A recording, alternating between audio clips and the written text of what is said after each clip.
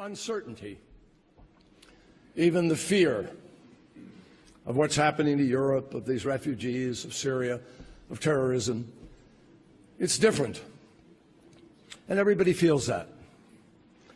And as a result, in some quarters, there is a pessimism in the air. I believe we have good reason, actually, to be optimistic about the future.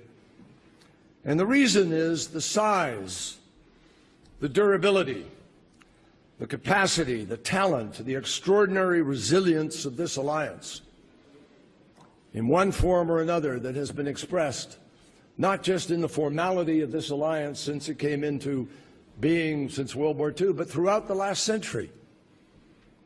Yeah, there's violence in the world. You better believe it. But you know what? It's changed. The 20th century was defined by state-on-state violence and millions upon millions of people dying. There are actually fewer people dying in conflict today than ever before. And despite the challenges we faced between 1990 and 2015, remarkable things have happened, changed life for hundreds of millions of people. The rate of child mortality fell by over 1/2. Life expectancy has increased dramatically around the world, particularly in developing countries.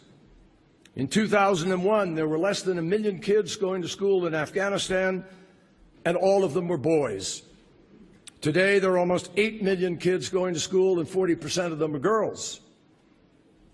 More than 2.5 billion people have gained access to clean water in the last few years, and the number of people living in extreme poverty has declined by more than 1/2. It is, for the first time in history, below 10%. I could run a longer list of things, and you know them, that we're doing. Productivity, the changes of technology. A century ago, the numbers of people brought into the near middle class or middle class in China and India and many other countries. A century ago this month, the Battle of Verdun was just beginning. The most excruciating chapter of a horrific war that would cause 37 million casualties and kill 1 German and 1 French man out of every 5. 70 years ago, 75 years ago to be precise, millions of refugees were streaming not into Europe, but out of Europe, seeking refuge from a confrontation with fascism that would climax in unprecedented savagery and the Holocaust. 50 years ago, half of Europe lived behind the Iron Curtain.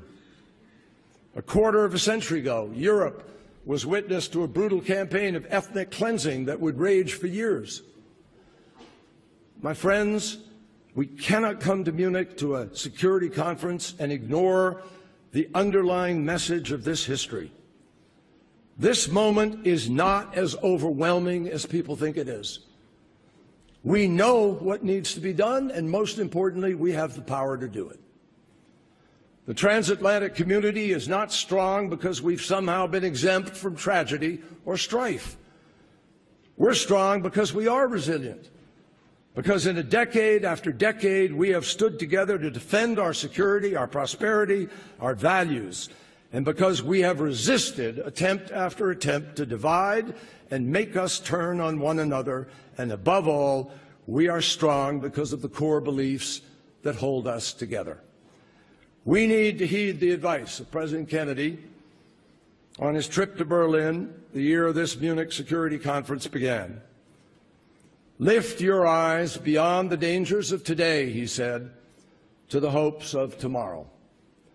If we do that, if we remember the values at the heart of our partnership, if we take the lessons of history of what we've been able to accomplish and what this incredible alliance means, I have absolutely no doubt whatsoever we're going to get this right, we're going to get through this moment, and we're going to build the prosperity and the security and the stability that every single one of us wants. We are going to do just fine.